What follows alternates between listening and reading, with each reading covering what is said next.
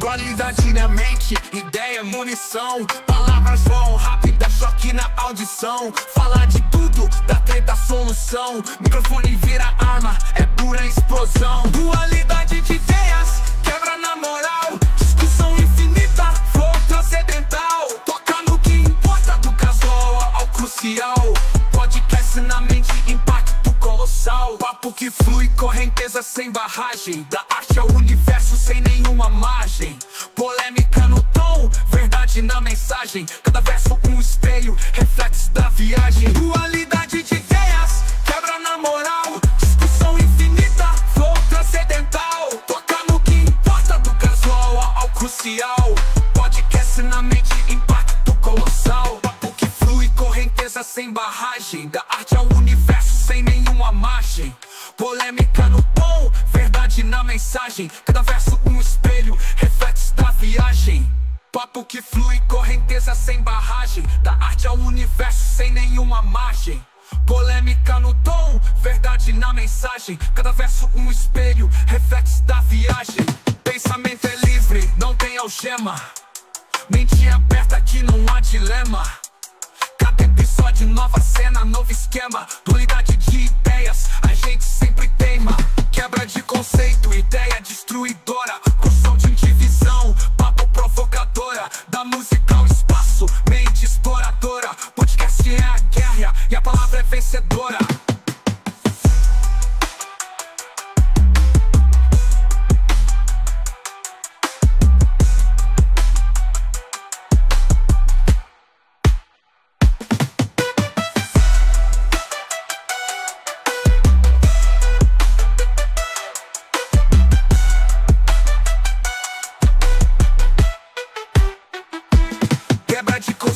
Ideia destruidora, construção de divisão, papo provocadora. Da música ao espaço, mente exploradora. Podcast é a guerra e a palavra é vencedora.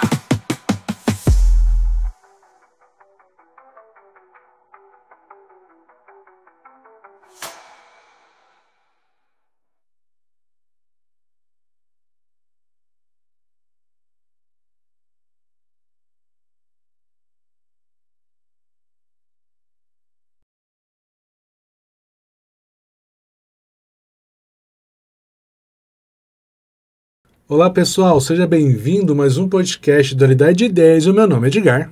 Meu nome é Isaac e hoje temos um convidado aqui super especial, ele que é nutricionista clínico, Everton, seja muito bem-vindo. Obrigado, agradeço pelo convite, boa tarde.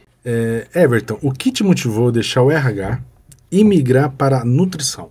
Na verdade, contextualizando, a nutrição ela veio para minha vida bem antes de eu me formar em RH. Eu era uma pessoa que fui uma criança obesa, um adolescente obeso, então eu consegui perder peso, fazer atividade física com uma alimentação e ter uma alimentação mais saudável. Então, desde os 17, 18 anos assim, eu pesquiso muito em relação à nutrição. Eu ganhei uma bolsa da faculdade pelo ProUni, daí foi quando eu cursei administração de empresas. Quando a gente faz aqueles testes vocacionais, sempre aparece, né, o que você tem que estudar ou não. Eu ignorei isso completamente e fui cursar administração. Com o tempo, eu fui vendo que não era bem aquilo que eu queria e fui migrando para a área de RH, que foi o que mais me interessou dentro da área de administração. Uhum. Daí depois que eu me estabilizei melhor financeiramente, daí eu fui correr atrás do sonho que era ser nutricionista, daí é o que eu estou exercendo hoje. Ô Everton, mas conta pra gente, como que foi essa transição, assim, você consegue passar detalhes, assim, porque como que eu posso dizer, são áreas bem diferentes, né? Na verdade, elas se complementam no final. Depois, com o tempo, a gente vai percebendo o quanto envolve pessoas, né? Então, tudo que envolve pessoas ali tem a parte de RH, eu lido diariamente com pessoas no âmbito hospitalar, então ela meio que se complementam, assim.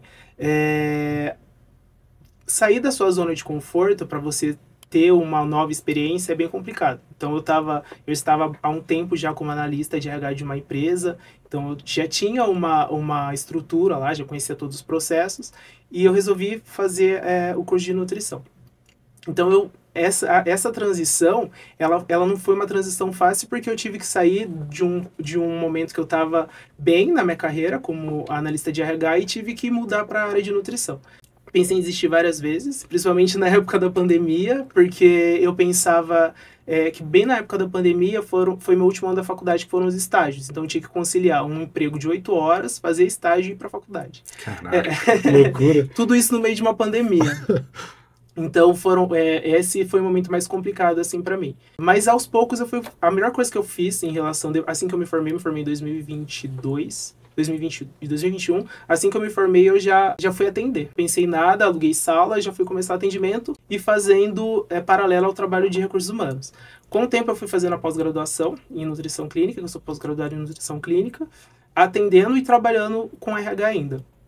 Fiz uma parceria com uma academia, que é um CrossFit de uns amigos meus que eu treino lá. Daí eles me passaram vários clientes, vários pacientes, então eu comecei a atender lá. E aos poucos eu fui deixando. Daí no final do ano retrasado, uma amiga me indicou para ser nutricionista da merenda escolar de Hortolândia. Caraca, Que era, legal. daí eu falei, esse é o momento que eu precisava para ter essa experiência maior, assim. Daí eu fiquei 2 meses só, foi bem rápido. E logo em seguida o hospital me chamou, que lá eu tô até hoje. Então no começo foi difícil, mas a mudança foi acontecendo de forma gradual, assim. E você teve medo dessa transição nesse meio termo ou foi mais natural? Bastante medo, porque é novo, né? Lá eu estava acostumado, eu tinha até toda aquela relação com as pessoas, já sabia todos os processos de trabalho e entro pro nada, assim, sozinho. Quando eu comecei a atender em consultório, era eu e o paciente, então isso me trouxe bastante experiência, uma bagagem grande, porque eu tinha que me virar ali com ele. Então eu acabei desenvolvendo outras habilidades, de persuasão, habilidades de fidelizar aquele cliente, aquele paciente e atender o que ele precisava. Então, fazer o atendimento em consultório assim que eu me formei foi o que me ajudou bastante a chegar onde eu queria chegar. Meu objetivo sempre foi a nutrição hospitalar, desde que eu me formei, desde a época da faculdade.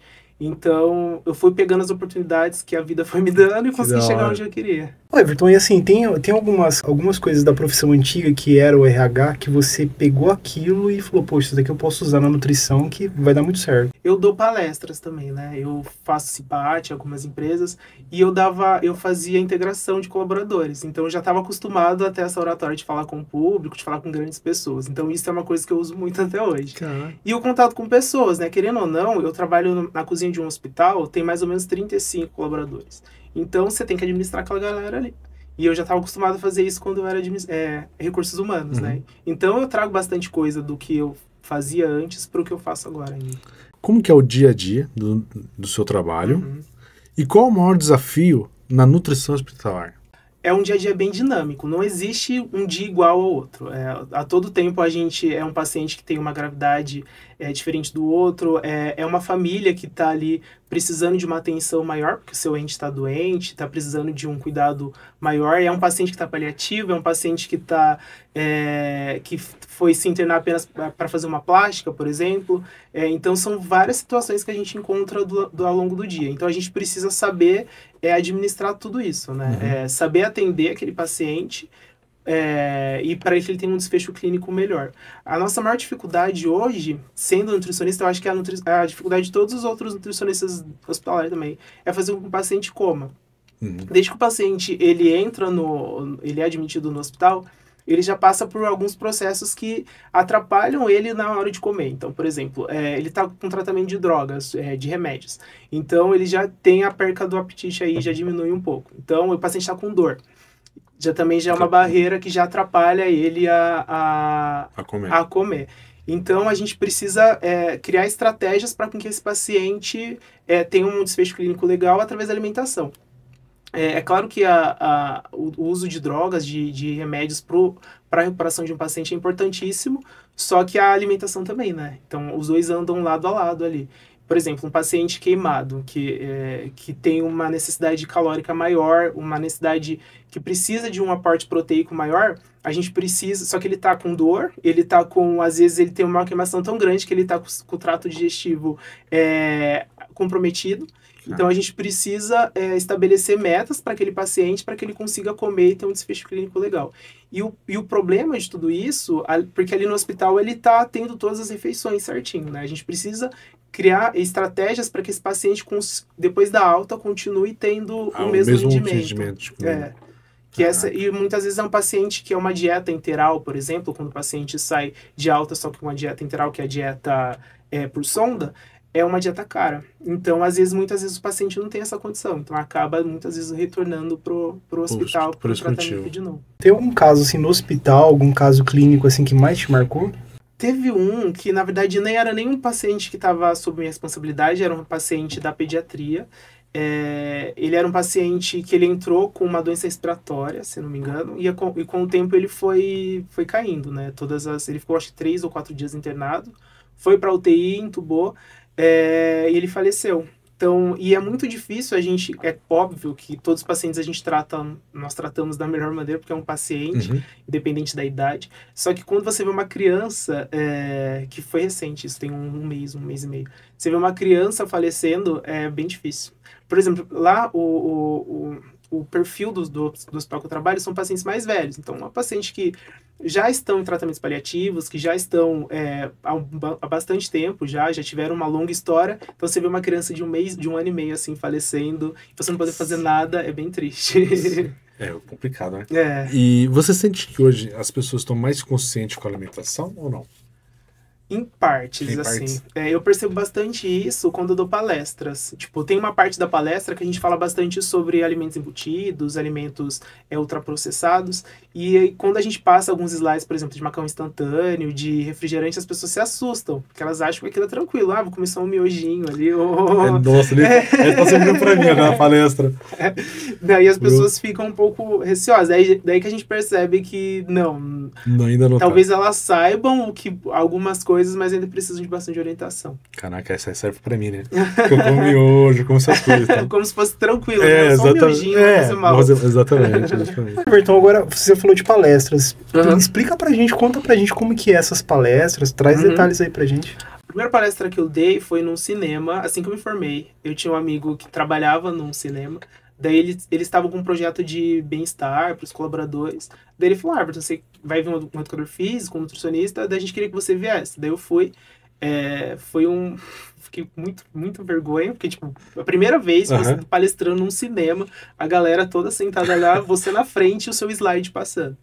Basicamente, o que as empresas buscam é em relação a isso, a ensinar as pessoas os benefícios de ter uma alimentação mais saudável, o que isso pode trazer para o seu rendimento, tanto no trabalho como na vida social. Então, a palestra é mais focada nisso mesmo, de bem-estar mesmo, para as pessoas. A nutrição, ela é mais técnica ou ela é mais empática? As duas coisas. As duas coisas? As duas coisas, porque a gente precisa utilizar tudo que a gente aprendeu tecnicamente, né, para promover a saúde daquele paciente, seja ele em consultório ou no hospital, só que também a gente precisa ter empatia de entender por que o paciente chegou naquela situação. Por exemplo, no consultório, se a gente for atender um paciente que está com sobrepeso muito grande, a gente não pode simplesmente julgar, chegou nesse ponto por desleixo, por uma coisa assim. A gente precisa entender, antes de tudo, que a obesidade é uma doença, uma inflamação crônica, uma doença crônica, ela precisa ser tratada. Então, a gente precisa se colocar no lugar do paciente. No hospital, por exemplo, a gente precisa se colocar no lugar da família do paciente, inclusive. Porque eles vão te tratar mal. Eles vão... o ente dele está doente. Ele precisa de um aporte, de uma pessoa para cuidar dele. Então, muitas vezes, ele acaba te respondendo mal, te tratando mal, mas não... Porque ele quer a situação que ele está, né? Então, você acaba meio que se colocando no lugar das pessoas também. Então, acho que a empatia e a técnica que a gente aprende andam juntas. Qual a importância, assim, da nutrição no controle, assim, de doenças? Total, né? Por exemplo, se você... A obesidade é uma doença crônica. Então, ela não tem cura, ela tem tratamento. Então, uma pessoa que ela foi obesa, ela vai permanecer obesa. Se ela não se cuidar, ela vai voltar ao estágio do que ela era antes. E você tratando a obesidade, você acaba... evitando outras doenças, né? Por exemplo, a diabetes tipo 2, que é uma doença proveniente muitas vezes de pessoas obesas, hipertensão. Então, você tendo uma alimentação saudável, uma rotina saudável, você consegue eliminar o surgimento de várias doenças, né? Claro que muitas dependem de outros fatores também, hereditariedade, outras coisas que podem trazer essas doenças, mas se você conseguir seguir uma rotina mais adequada em relação à terapia alimentar, você consegue evitar bastante coisa. Mas eu vou falar que é difícil, viu? Que eu tava por aí que eu tô numa parte de regime, mas você olha pro lado, vê uma coisa, você vê pro outro. tudo te sugere pra você só coisa boa. E hoje tá muito fácil, né? Exatamente. Só precisa de um celular. Você precisa ter a vontade de um celular, né? Pra você conseguir comer alguma coisa. Exatamente. Qual a importância da escuta ativa no atendimento nutricional? O problema é a gente tem que pensar que aquele paciente, se ele te procurou, no hospital já é mais fácil você entender porque o paciente não tá ali porque ele quer, né? A não ser que ele tenha ido fazer alguma plástica, alguma coisa assim, mas se ele tá doente, numa UTI, numa enfermaria, ele já tá ali porque ele tá precisando. Então você precisa entender a gravidade daquele paciente e escutá-lo. Já no ambiente de consultório, se o paciente procurou, ele quer uma mudança. Então você precisa entender, escutar o que ele tem para te falar sem julgamentos. Você tem que se colocar no lugar dele. Mais uma vez a empatia, né? Sim. Se colocar no lugar dele e tentar entender ao máximo o que você pode ajudar nele naquele sentido. Porque já aconteceu de pacientes virem, eu quero ficar igual a essa pessoa e mostrar umas fotos. Tipo, não tem como a gente fazer isso. Não tem como fazer milagre. Tem coisas que fogem do nosso controle. Essa pessoa, ela tá assim porque ela tem dinheiro, ela treina o dia inteiro, ela faz massagem, faz uma série de coisas. Talvez não seja a sua realidade hoje. Mas entender mesmo, essa escuta que a gente faz é de entender qual que é a necessidade do paciente. E no período do Covid, como é que foi, Everton? Você pode contar pra gente? Quando estourou a pandemia, eu ainda estava em formação. Eu estava no último ano da faculdade, então eu meio que não... Eu peguei os atendimentos de ambulatório, na época de estágio, né? Mas o que eu peguei mais da pandemia foi o que veio depois. Então eu atendo muitos pacientes que ganharam peso durante a pandemia, por conta de ansiedade, né? Acabaram ficando em casa, comendo bastante, perderam entes queridos, engordaram, descontaram as emoções desse momento na comida. Tem pacientes que vieram para mim com dificuldade, com sequelas, então pacientes que tiveram dificuldades de deglutição, pacientes que tiveram dificuldade, que têm dificuldades de sentir o paladar, o olfato, então isso tudo a gente costuma trabalhar. Eu falo que é uma leva de pessoas que passaram por esse momento, sobreviveram e agora estão buscando tratamento. Como a alimentação influencia na saúde mental? Muito. Uma das premissas, assim, para você ter uma saúde mental é o descanso, né? A gente ignora muito o sono, por exemplo, assim. Então, você tendo uma alimentação saudável, o seu sono já vai melhorar. Então, já é uma premissa e um pilar interessante para você cuidar. Então, se você tiver com o sono desregulado, isso vai afetar negativamente em relação à sua saúde mental.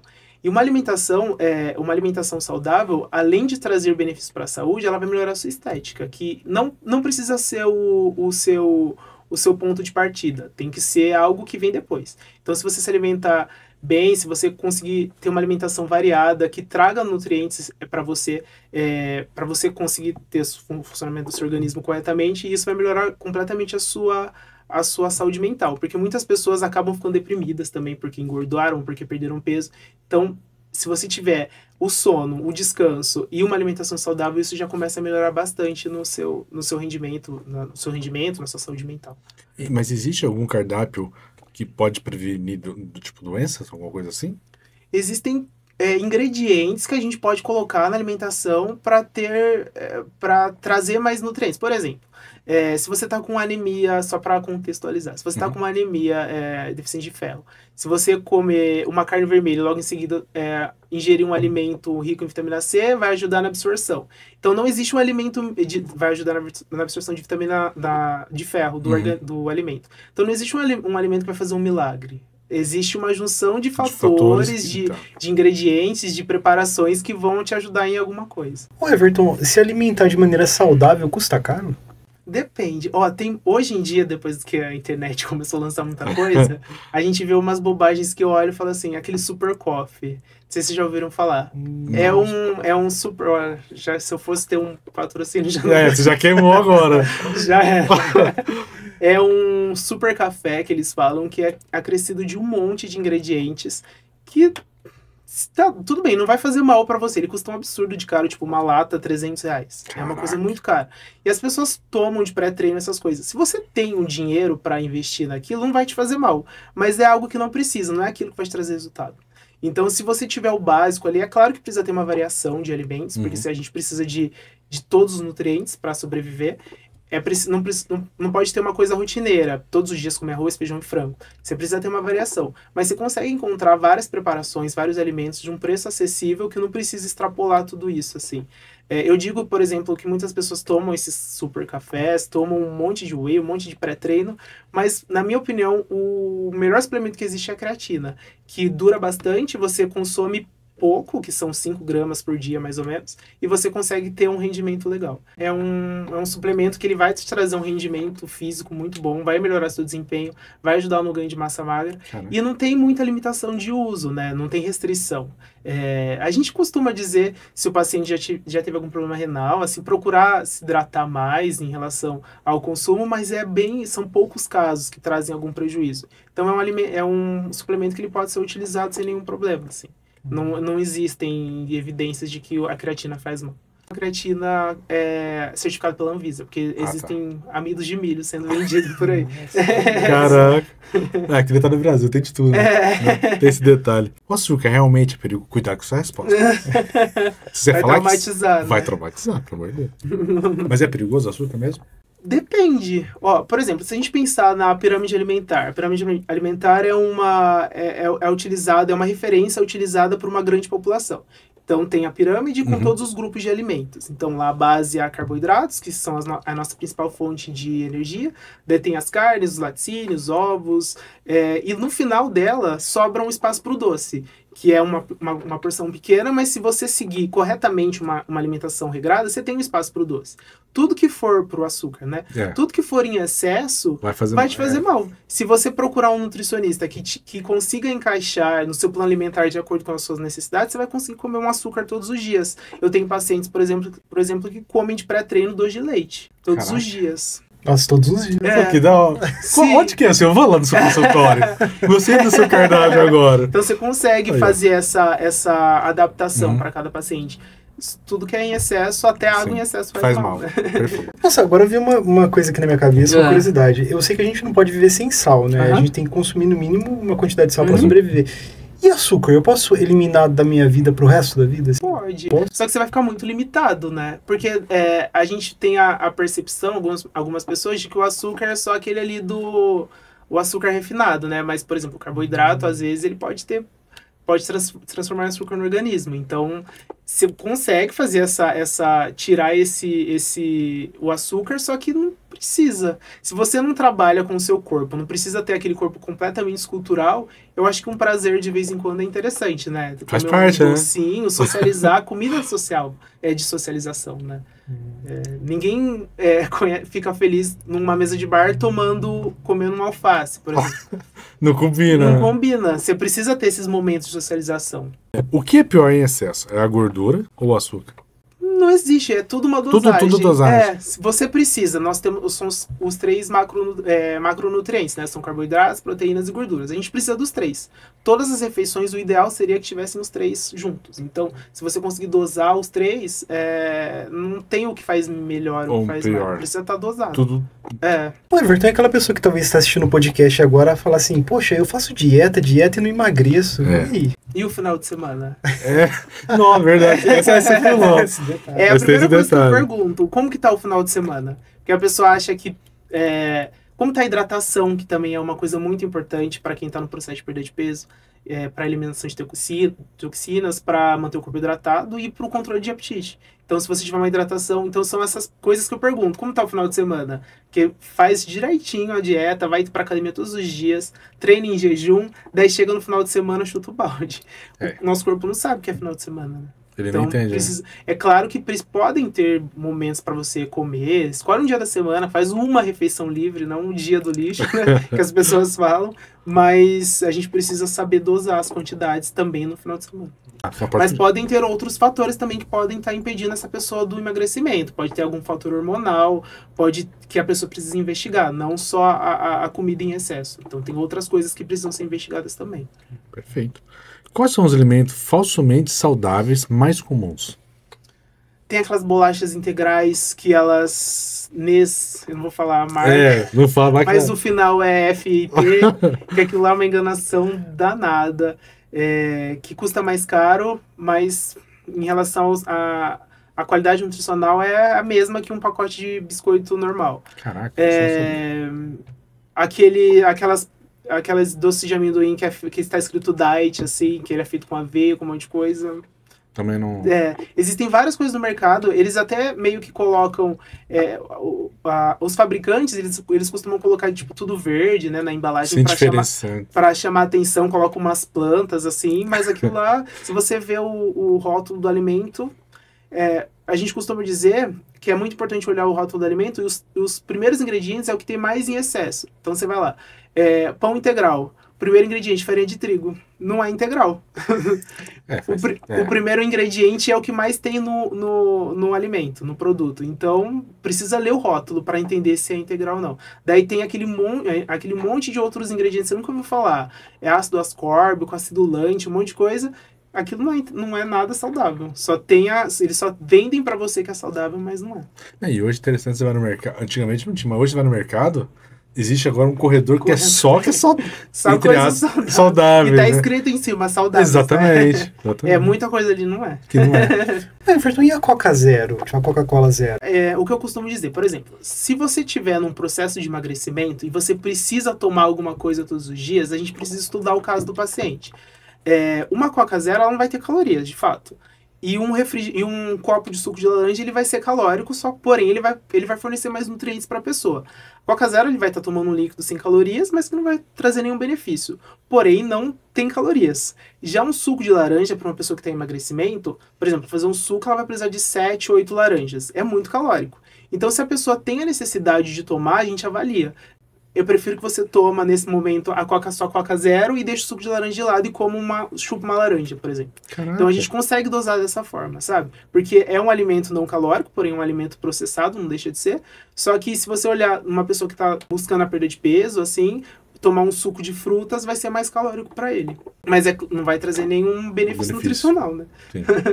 Ô, Everton, agora voltando, você comentou de treino em jejum, você falou lá atrás. Você pode falar um pouco melhor sobre isso? Existem dois tipos de pessoas. Aquelas que não conseguem, que vão treinar de manhã, que não conseguem se alimentar, e elas se sentem bem, tá tudo bem, elas não passam mal. E existem pessoas que têm a estratégia de comer antes, então faz um estoque grande de glicogênio na noite anterior para conseguir treinar. Isso vai depender de pessoa para pessoa. Existem pessoas que conseguem fazer dessa forma, que ela faz um estoque, então come um pouco mais de carboidrato, por exemplo, corredor, come um pouco mais de carboidrato na noite anterior para conseguir treinar no dia seguinte em jejum. Isso não vai fazer mal para ela, se ela já tiver um hábito, já tiver sido acompanhada dessa forma. Mas existem pessoas que tentam treinar em jejum e passam mal na academia. Então não vai dar certo. Então precisa analisar dessa forma. Eu não discrimino o treino em jejum. Eu acho que é importante, dependendo da estratégia. Mas você precisa saber de forma que você está fazendo. Eu tenho pacientes que treinam em jejum, só que o jantar dele é mais reforçado, tem uma dosagem maior de carboidratos, porque eu sei que ele precisa de um estoque para treinar no dia seguinte. E esse mito de comer 3 em 3 horas, é verdade ou... Você tem que comer quando você sente fome. A gente tem que partir dessa premissa. É claro que, se você passar um período muito grande sem comer, quando você for para a próxima refeição, você vai estar com muita fome, você vai comer mais. Então, a gente criou-se na mente das pessoas que precisa de ser de 3 em 3 horas. Mas você precisa comer, fazer lanches, faz as refeições principais, café da manhã, almoço, jantar, e lanches intermediários. Então, você precisa pequenos lanches intermediários, né? Daí criou meio que dá esses 3 em 3 horas. Mas você tem que comer quando você tem fome. Não chegar na próxima refeição com você vai comer mais. Por que nós temos assim mais fome durante o período da noite? Depende do como foi seu dia, né? Se você se alimentou direito durante o dia, você teve todas as refeições certinhas durante o dia, porque não é pra ser assim. Se você conseguiu fazer todas as refeições corretamente durante o dia, não é pra se sentir fome mais durante a noite. O que pode acontecer é que à noite, por exemplo, a gente tá em casa, então tem a televisão, tem ali aquele momento, às vezes você nem tá com fome, só por aquele ambiente ali que você está inserido, você acaba comendo mais. Mas não necessariamente você sente mais fome à noite. Existem pessoas que sentem fome no meio da manhã, e à noite não. Não é uma regra, assim. Eu vou fazer uma pergunta que é meio polêmica, porque hoje vive num mundo cheio de influenciadores. Como lidar com influenciadores digitais que dão dicas que é sem informação? Ele vai dar aquelas dicas absurdas e tem gente que segue aquilo ainda. Sim, tem. Como eu disse anteriormente, tem pacientes que vêm, quero ficar igual essa influência. Isso, mas exatamente. A gente tem que partir do princípio que aquelas pessoas, elas estão ali trabalhando. Apesar de ser um trabalho que pode prejudicar a vida de outras pessoas, de você influenciar de uma maneira negativa, elas estão trabalhando. Então elas vão querer vender o produto delas e acabam isso prejudicando a vida de outras pessoas. Existem muitos influenciadores que são formados em nutrição, que eles trazem uma influência bacana para as pessoas. Só que a gente precisa investigar primeiro que o único profissional que pode prescrever dieta, falar sobre dieta é o nutricionista. Então, precisa saber entender se aquele profissional, se aquele influencer que está falando com você, ele tem habilitação para isso, é o primeiro ponto. E entender se ele só não quer vender aquele produto. Mas isso acaba atrapalhando muito, porque as pessoas, hoje, elas se comparam demais, né? Então ela fala, eu preciso ter esse corpo, só que essa pessoa, ela tem ela tem tempo para isso, muitas vezes, e ela tem muitos recursos para ficar daquele jeito. Então a gente não pode pensar que só fazendo uma dieta, às vezes, não vai te trazer aquele resultado. E muitas vezes a pessoa, ela tá toda mexida ali, né? Vários photoshops, você vê a pessoa pessoalmente e não é nada daquilo. Então é uma enganação bem grande, assim. E acaba atrapalhando muito o nosso trabalho. E pior que hoje é muitas pessoas assim, né? Muito. Infelizmente. Cara, você olha o Instagram assim, gente... Às vezes quando eu tiro uma foto que eu saio até mais bonitinho, eu falo, tá parecendo comigo. Você vai ver pessoalmente o que é isso. Verdade. Everton, agora, dieta ou exercícios? Qual que tem um peso maior, assim, pra saúde? Olha, a gente pode dizer, a gente costuma dizer, na verdade, que a alimentação saudável é 70% do seu resultado, assim. A atividade física, ela vai, além de trazer benefícios para a saúde, ela vai liberar endorfina ali para você ter uma sanidade mental melhor, né? Para você ficar melhor, tanto psicologicamente quanto com o seu corpo. Então tem que ser a junção dos dois. Mas é claro, existem pessoas que elas não conseguem, por exemplo, treinar todos os dias. Mas se ela seguir uma alimentação saudável e conseguir treinar 3 vezes por semana, ela vai conseguir ter um resultado legal. Então os dois andam juntos, assim. Mas eu diria, eu puxando sardinha para minha profissão, que a alimentação eu acho que é bem primordial, assim. Eu vou fazer uma pergunta que hoje não tem como não perguntar. A IA, ela pode substituir um trabalho do nutricionista? A inteligência artificial, ela trouxe bastante benefícios até pra gente, né, pro nutricionista. Então a gente consegue criar bastante conteúdo através da inteligência artificial.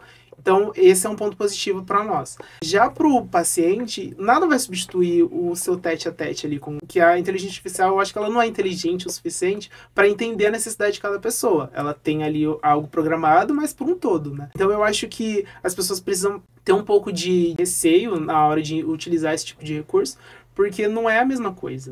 Você ali entendendo o dia a dia da pessoa, sabendo colocar o que a pessoa precisa de fato, não substitui o profissional ali no tete-a-tete. Eu acho que... Ela ajuda, mas ela não faz... Ajuda, mas não substitui. Everton, agora fala pra gente, assim, tem aquele alimento que você fala assim, corra desse alimento, não coma isso. Tipo... Macarrão instantâneo. Fala aí. Pra mim é o pior alimento que existe. Pra mim é o pior alimento que existe. Sério mesmo? Macarrão instantâneo, ele é terrível. Caralho. Talvez algum embutido, salame, essas coisas assim, são alimentos bem ruins também. São ricos em sódio, gordura. Você falou macarrão instantâneo, mas assim, ele tem algum nutriente, por menos que seja? Não, vai ter um pouquinho de... A gente precisa do sódio, por exemplo. Ele vai ser rico em sódio. Absurdo de sódio, né? Rico até Então tem isso, mas não vai trazer, é uma caloria vazia que a gente costuma dizer. Você vai comer, talvez você se sinta saciado por um período pequeno de tempo, e logo depois você vai estar com fome, vai querer comer mais, daí você toma bastante sódio, daí você vai querer comer um açúcar, daí uma coisa vai puxando a outra, sabe? Assim. Aí no fundo ela faz mal mesmo, de fato. Você tocou numa questão curiosa, assim, você falou de saciedade. O que sacia? O que preenche, assim, a fome? Existem alimentos, por exemplo, que a gente... muitas pessoas comem com os olhos, né? Então, a gente usa algumas estratégias. Por exemplo, coloca um alimento com uma pessoa que está em emagrecimento, um alimento com índice glicêmico menor, que vai dar mais volume no prato, vai ter menos calorias, por exemplo, a abobrinha. É um alimento pouquíssimo calórico, se você fizer uma preparação sem muita gordura, e você consegue colocar bastante no prato, então, para ele dar volume. Então, você consegue usar essa estratégia, primeiramente, para você comer com os olhos. Então, você já olha e já fala, tem bastante comida, isso já vai te ajudar de alguma forma. não existe um alimento que vai te trazer volume. Existem alimentos que dentro do nosso organismo vai te trazer mais saciedade. Por exemplo, a aveia. Se você fizer um mingau de aveia, ela vai te trazer mais saciedade. Se você colocar a chia no iogurte, era só um iogurte que talvez não traria saciedade. No organismo, quando você ingere ele vai... A chia, quando ela é hidratada, ela cresce. E é um alimento pouco calórico. Então, existem algumas estratégias que a gente pode utilizar para trazer mais saciedade, assim. E sempre escolher, se você está no processo de emagrecimento, escolher frutas que têm um índice que tem menos açúcar, menos calorias. Isso vai te ajudar a trazer mais saciedade. Colocar bastante verduras. Verduras eu falo que é sempre liberado. Antes da principal refeição, para você conseguir comer. E a hidratação. Muitas vezes a gente não está com fome, a gente está com sede. Daí a gente acaba confundindo. É verdade. Então, se você está mal hidratado, se você não tem uma hidratação boa, você acaba comendo mais. Caramba, então, por isso que a gente precisa estar bem hidratado para todos os processos que acontecem no nosso organismo e para o controle de apetite também. Pergunta, hidratado, qual que é o ideal? A quantidade de água? Para uma pessoa que não pratica atividade física, a gente costuma falar que é o seu peso vezes 35 ml. Então, por exemplo, uma pessoa que pesa 70 quilos, faz 70 vezes 35, vai dar a quantidade em litros que ela precisa comer. Daí, se a pessoa, por exemplo, treina bastante, corre, faz atividade física, ela vai suar mais. Então, a gente acaba, dependendo do paciente, a gente aumenta essa quantidade. Mas o mínimo, assim, é o seu peso vezes 35. Se for uma pessoa sadia, né? Porque existem pessoas que, por exemplo, tem problema renal, que ela não pode se hidratar dessa forma. Então, ela vai tratar com o nefro dela, com a quantidade ideal para ela. Mas se for uma pessoa sadia, que não tem nenhum problema de saúde, então a gente faz o seu peso vezes 35. Tá bastante água, né? Muita água, muita. O que você pensa sobre as dietas virais da internet? Existem milhões de dietas. Mostra, hoje tem um monte. E são aquelas dietas absurdas. Do ovo de galinha cozido. Exato. Do queijo branco. Existem várias...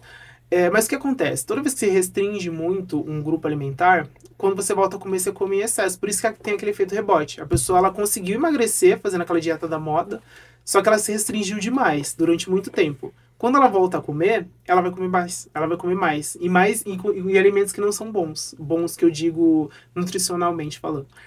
Que não existe nenhum alimento ruim. Existem alimentos que não são bons nutricionalmente. Então, se a pessoa ela segue essa dieta por muito tempo, ela vai restringir muitas coisas. A maioria dos casos, as pessoas restringem carboidratos. Daí a pessoa tá lá, que é a nossa principal fonte de energia, acha que tá emagrecendo, mas a pessoa tá, tipo, morta, né? Você olha Você vê porque ela tá batida, né? Só não tá comendo carboidrato. Daí acaba gerando compulsão, né? Ela ficou muito tempo sem comer, quando volta a comer, gera aquela compulsão alimentar, que acontece bastante.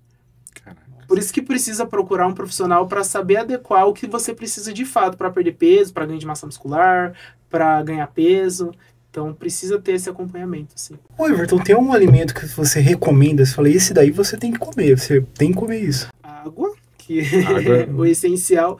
E sempre frutas. Eu acho que frutas, ele traz tem muitas vitaminas, muitos minerais, assim, para o nosso organismo, para o bom funcionamento do intestino, para a qualidade do sono, para a qualidade da pele. Então, saber dosar a quantidade da hidratação e de consumo de frutas é importante. Sempre, e uma dica que eu sempre dou, é em toda refeição ter uma fonte de proteína. Por exemplo, no café da manhã, um pão com ovo, por exemplo. Pão com ovo é sensacional. É um alimento muito rico, essa combinação carboidrato e a proteína do ovo. Então, sempre deixar juntos esses dois grupos, sabe? Sempre uma proteína junto com um alimento em todas as refeições. Como ensinar uma criança a comer melhor? Vem da gente. Eu costumo não atender muita criança. Exatamente por isso, porque eu preciso primeiro trabalhar com os pais. Entendi. Primeiro é o pai. Primeiro é o pai, porque não adianta você querer que a criança coma certinho, se alimente certinho, sendo que o pai tá lá todos os dias na frente da televisão comendo salgadinho com refrigerante. É uma criança, ela vai querer comer. Então, para você conseguir tratar uma obesidade de uma criança, primeiro você precisa ter o tratamento da família.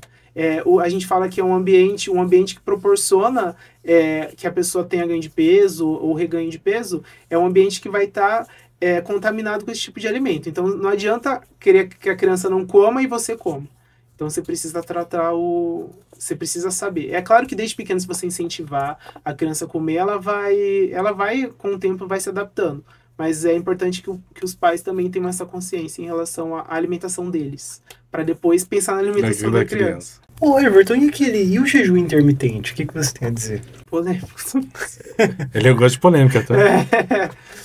Olha, funciona. É algo que funciona. Só que eu acho que o nosso corpo não foi feito para ficar sem comer.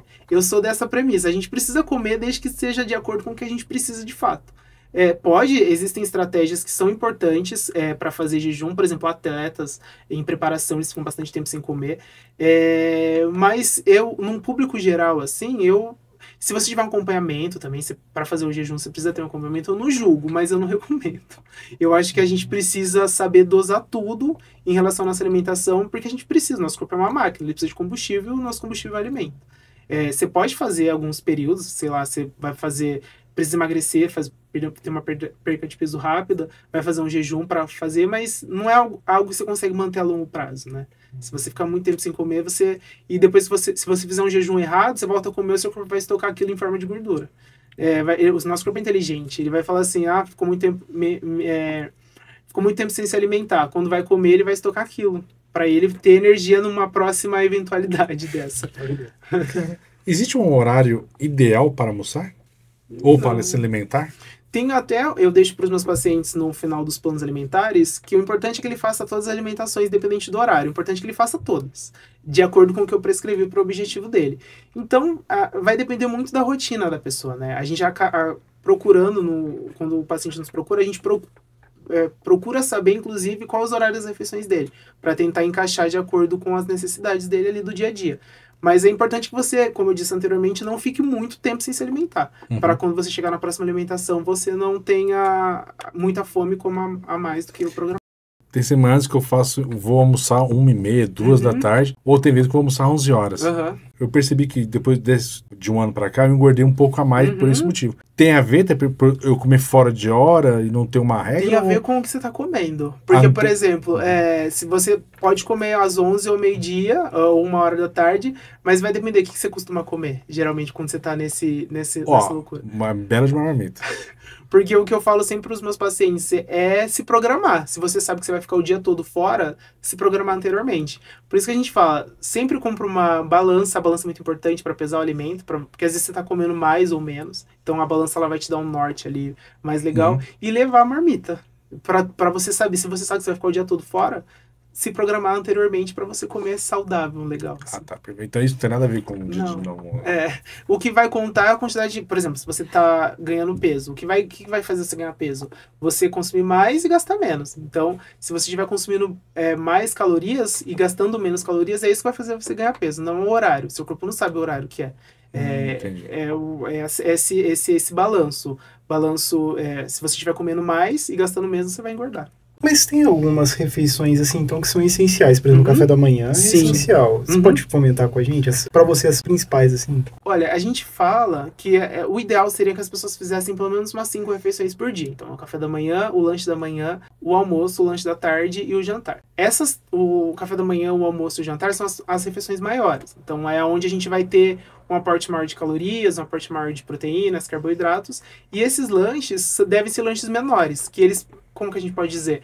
Que eles ajudam o nosso corpo a aguentar até a próxima refeição maior. Então, todas as refeições são importantes, mas existem esses lanches intermediários que fazem com que você não chegue na sua próxima refeição com maior vontade. É importante o café da manhã. Para mim, se eu puder dizer, o café da manhã é a principal refeição. É o principal de todos. Porque é a hora que você está acordando para fazer suas atividades, você está começando o seu dia, você precisa daquela energia. Para escolher, assim, não existe uma principal, mas se for escolher, eu acho que eu colocaria o café da manhã como principal refeição. Existe uma dieta que você pode nos falar que serve para todo mundo? Não. Não existe. Não. Cada pessoa tem entendi. Por exemplo, até o remédio que a pessoa toma pode interferir no rendimento, na dieta dela. Porque existem alimentos que têm interação medicamentosa com o alimento. Então, por exemplo, se a pessoa toma um tipo de alimento, ela não pode comer certo tipo de alimento, porque ou pode interferir na absorção do nutriente, ou pode interferir no efeito do remédio, da medicação no organismo. Pode existir por um tempo, por exemplo, esses jejuns, essas dietas da moda, você consegue manter por um tempo, mas depois não vai funcionar, não vai ser efetivo, né? Existe algum suplemento, assim, que é essencial, que você recomenda? A creatina é o principal, assim. A suplementação, por exemplo, de whey protein. A gente suplementa para quem não consegue suprir as necessidades de proteína do dia. Então, por exemplo, uma pessoa que fica fora o dia inteiro, ela precisa consumir tantas quantidades de proteínas. Daí a gente vê que ela não vai conseguir suprir essas necessidades só com alimentação, daí a gente acaba suplementando. No âmbito hospitalar, tem um paciente que ele precisa, voltando a falar dos queimados, ele tem uma lesão gravíssima e ele precisa de mais proteínas para regenerar a pele. Então, só que a gente sabe que com a alimentação ele não vai conseguir. Daí a gente suplementa para ele, coloca um alimento, um hiperproteico para ele conseguir comer, para ele conseguir se recuperar melhor. Então, a suplementação ela é importante desde que você não consiga, de acordo com o que é prescrito, de acordo com a sua refeição, com a sua alimentação. Traduzindo pra gente, assim, quanto que a gente precisa de proteína? Assim? Vai depender também. Não tem como dizer, vai depender, porque a gente tem que levar em consideração fator injúria, se a pessoa está com algum problema, se tem febre, se está com inchaço, se está com edema, se a pessoa pratica atividade física, se a pessoa não pratica, se a pessoa, qual a idade, qual o peso. Então, tudo isso interfere, entendeu? Vai depender, não existe dizer, você precisa de 3 gramas de proteína por quilo de peso, por dia. Existem pessoas que vão precisar mais, existem pessoas que vão precisar menos. Mas não tem, assim, uma quantidade essencial, assim, que fala, pô... Geralmente a gente costuma colocar 2,5 gramas de proteína por quilo de peso. É mais ou menos isso, assim. Para a pessoa que está internada, 1,5 gramas, mais ou menos a gente coloca o básico, assim. Para a pessoa que treina, 2,5, 3,0 gramas por quilo de peso. Por refeição? Isso. Não, pro dia todo. Pro dia todo. O que você acha sobre as dietas de detox? O nosso fígado já faz isso, né, pra gente. Matou agora. Essa por exemplo, o suco verde, ele é bom porque você vai colocar várias coisas lá dentro, vai colocar couve, vitaminas com a laranja, um monte de coisa, então ele vai te trazer nutrientes. Só que ele não vai fazer nenhum detox no seu corpo. O nosso organismo já faz isso todos os dias. Caramba. Por que a gente ouve tanto negócio de detox? Ele vai ajudar você a se hidratar, a ter um aporte maior de nutrientes, só que detox o nosso corpo já faz. Caramba. Mas o tabu acabou. Esse foi bom. E como combater, assim, o fake news, assim, da alimentação, assim, tipo... Isso é difícil. Esse é principalmente para quem pessoas mais de idade. Minha mãe, por exemplo. Às vezes eu falo uma coisa pra ela vou procurar no Google, eu falo, mas eu sou nutricionista. Caraca, eu estudei pra isso. Então é difícil. Daí ela fala, ela me liga às vezes, fala, Everton, eu vi não sei o que é bom pra não sei o que. Eu falo, mãe, me passa, me mostra o que é isso. Daí eu falo, mãe, não tem nada a ver. Daí você olha lá, publicidade, sabe? Pessoas querendo vender. Então é difícil. Principalmente pro público mais velho, assim, que agora que tá nessa internet, então eles acreditam em muita tudo, coisa. Né? Então a gente tem mais dificuldade com esse público, assim. Por exemplo, se a gente prescreve uma dieta pro paciente que teve alta no hospital. Quando ele vai e a dieta tem aquela carinha que ele tá acostumado a comprar, aquela embalagem e tudo. Se mudar a embalagem, ele já não quer mais comprar. Porque ele já acha que é um alimento diferente, assim. Daí a gente tem que conversar com ele e dizer que não, só mudou a embalagem, a composição é a mesma. O público mais que agora tá na internet, assim, é o que a gente tem mais dificuldade. Eu tô em regime porque o médico falou que eu tô com excesso de ferro. Se eu não perder o excesso de ferro, eu vou... Você chegou a suplementar pra ter ou só foi com alimentação? Alimentação. Ele falou que eu exagerei. E se eu não tomar cuidado, eu vou ter que fazer, acho que é transfusão, tirar sangue. Vai ter que avaliar qual que é o seu caso, né? E como vai pra gente perder esse bendito ferro? Eu preciso avaliar como um todo. Como que tá a sua alimentação, né? Tá zoado, entre aspas. Não vou mentir que... Fazer um recordatório alimentar pra tentar entender como que tá a sua rotina. Você toma alguma medicação? Tomo. Tem tudo isso que a gente precisa avaliar pra saber por que tá tendo esse excesso aí. Que é hipervitaminose que a gente fala. Exatamente. Caraca, eu tô numa fase que é tudo um conjunto. Não tem como a gente analisar algo que as pessoas falam, quanto que eu preciso comer pra emagrecer? As pessoas me perguntam isso. Eu preciso de quanto? Em quantos quilos você vai emagrecer em tanto tempo? Eu não sei. Eu preciso avaliar a sua rotina como um todo pra poder te ajudar a chegar no seu objetivo. Dormir mal engorda? Muito. Primeira coisa, quando você tá dormindo, você vai comer. Quando você não tá dormindo, aliás, você vai lá saltar a geladeira. Então já é um fator. O nosso corpo, durante o sono, ele passa por vários processos. Pode ver que na maioria das vezes, a gente acorda com fome, né? Sim, já acorda já varado de fome querendo comer. Então, se você não controlar o seu sono, você vai ter mais tempo disponível para comer e não vai fazer os processos que só acontecem durante a noite, né? Que são alguns processos metabólicos, ganho de massa magra acontece durante o descanso. Então, por isso que precisa ter o descanso, um descanso semanal entre uma atividade física e outra, para você conseguir ter um desenvolvimento também. Mais por curiosidade, assim, como que é você trabalhar num ambiente hospitalar e lidar com o ser humano, assim? Tipo, você falou bem no começo, mas eu tenho curiosidade porque hoje o ser humano é difícil. Muito. Eu vejo ainda por mais mim. Um ser humano doente, né? Como que é? Como que se lida com... Quantos pacientes estão, por exemplo, na UTI, é mais fácil, né? porque ele está dependendo ali da nossa ajuda, da terapia nutricional, para conseguir ter um desfecho clínico melhor. O problema maior são os familiares mesmo, assim. Porque a gente precisa ter, voltando a falar aquilo em relação à empatia. O paciente, o familiar está ali, ele quer que o familiar dele saia bem, né? Tenha uma alta, saia bem, tranquilo. É difícil. A gente precisa saber trabalhar. Quando eu contei a história do paciente que o filho morreu, por exemplo, era um casal jovem, que você olha ali e você fala, meu Deus, o que eu vou fazer agora? Não tem o que ser feito, né? Então a gente tem que trabalhar bastante isso. Cada dia é um episódio novo no hospital. Nunca existe um dia comum. Sempre existem dias complicados, assim, o perfil de um paciente que é diferente do outro, tem pacientes que conseguem ter uma aceitação melhor em relação à alimentação, tem um outro paciente que exige muito, tem outro paciente que para ele qualquer coisa tá bom, então varia muito. Cada dia você aprende uma coisa nova. Nossa, Everton, já aconteceu assim de algum paciente falar, essa dieta eu não vou seguir não. Todos os dias. Nossa, é mesmo. Principalmente quando por exemplo, o paciente acabou de sair da sonda e a gente prescreve a dieta líquida, a pastosa para ele, daí a família do paciente liga, meu esposo, minha mãe não vai comer isso não vai comer isso daí não. Daí a gente tem que dizer, ele acabou de sair de um processo, daí tem que saber explicar para o paciente, mas acontece muito. Não vou comer essa comida ruim, não vou comer essa comida sem sal, que a gente tá conversando lá atrás, verdade. Não vou comer essa comida sem sal, acontece demais. Mas tudo faz parte do tratamento dele, né? E um outro cenário, aquele paciente do consultório. Uhum. Tem algum caso que o paciente também fala, não vou fazer essa dieta, não. O que mais acontece, Everton, não vou ficar sem minha cerveja no final de semana. Daí a gente tem que tentar encaixar. Se for um paciente... É claro que se ele procura ajuda nutricional, ele já tem que entender que muita coisa ele vai ter que deixar de lado, se ele tem um objetivo. Então, ele não vai conseguir tomar 3 fardos de cerveja por final de semana. Caraca. Então ele já tem que buscar ajuda, já sabendo que algumas coisas vão ser não cortadas, mas porém diminuídas. Então existem pacientes que falam, eu não vou comer isso, eu não quero nada integral. Paciente que está com problema, por exemplo, com problema de intestino, não consegue evacuar com frequência. Então a gente acaba prescrevendo alimentos mais integrais, da pessoa não quer comer. Então acontece bastante. E você diria para aquela pessoa que tá olhando aqui, fala, quer fazer nutrição, porque o Everton falou tão bem e quero fazer. Qual é a dica? O que você fala para ele agora? Primeira dica, você tem que gostar do que você faz. Porque, principalmente se você for trabalhar com nutrição de consultório, você tem que entender que você está ali para dar um suporte para o paciente. E não se frustrar se aquele resultado não for. Porque no começo eu trabalhei muito isso em terapia.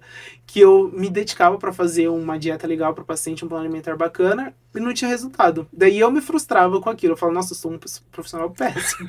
Eu me achava péssimo. Então você tem que entender isso, que você está ali para dar um suporte, tudo que o paciente precisar, você vai estar ali para ajudar ele.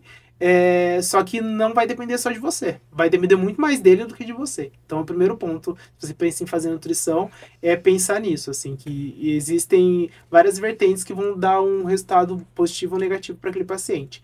E se você pensa num ambiente, se você pretende cursar nutrição para trabalhar em hospital, você tem que entender que cada dia é único. Existem pacientes que hoje estão aqui, amanhã não estão mais.